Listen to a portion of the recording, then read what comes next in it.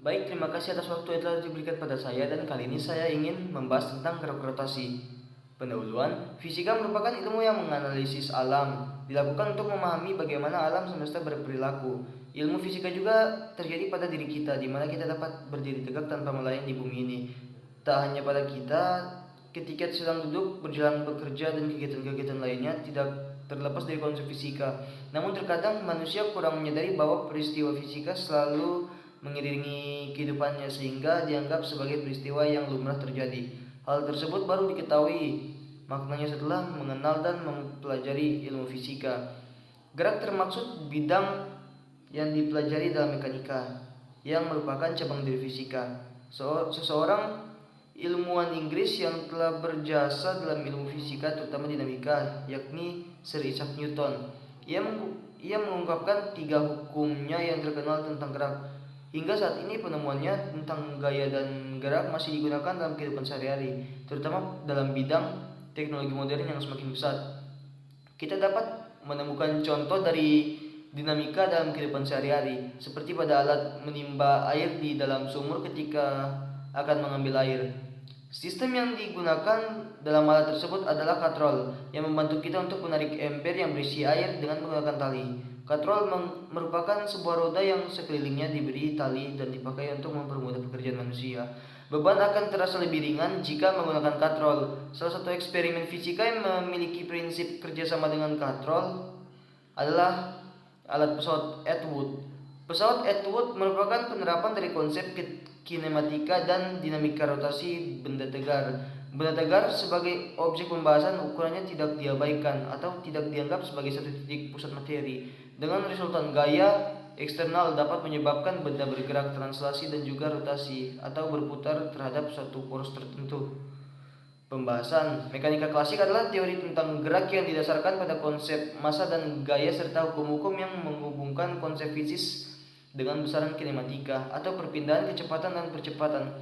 Semua gejala dalam mekanika klasik dapat digambarkan hanya dengan 3 hukum sederhana yang dinamakan hukum Newton tentang gerak.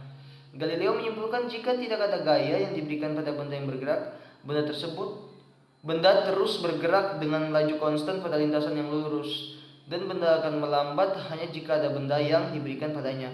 Berdasarkan penemuan ini, Isaac Newton membangun teori geraknya yang terkenal dan dirangkum dalam 3 hukum gerak.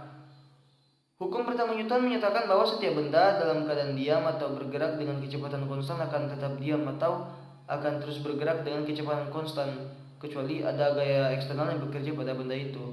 F aksi sama dengan F reaksi. Gerak translasi dapat didefinisikan sebagai gerak pergeseran suatu benda dengan bentuk dan lintasan yang sama di setiap titiknya.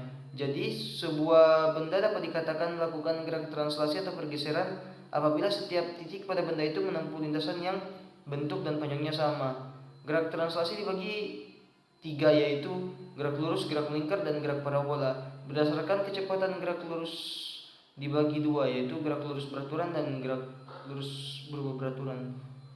Gerak lurus beraturan adalah gerak suatu benda yang lintasannya lurus dan kecepatannya tetap atau konstan, sehingga jarak yang ditempuh dalam gerak lurus beraturan adalah kelajuan kali waktu.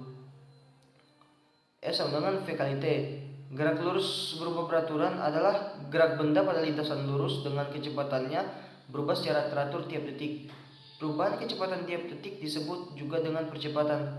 Akibat adanya percepatan tetap, maka jumlah jarak yang ditempuh tidak lagi linear melainkan kuadratik, yaitu Vt sama dengan V0 tambah A kali T. Momen inersia merupakan representasi dari tingkat kelembaran benda besar. Momen inersia suatu benda, semakin malas dia berputar dari keadaan diam, dan semakin malas pula ia untuk mengubah kecepatan sudutnya ketika sedang berputar.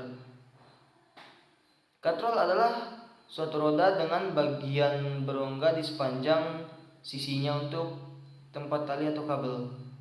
Kesimpulan yang pertama, pesawat Atwood merupakan alat yang dapat dijadikan sebagai aplikasi atau sebagai alat yang dapat membantu dalam membuktikan hukum-hukum Newton.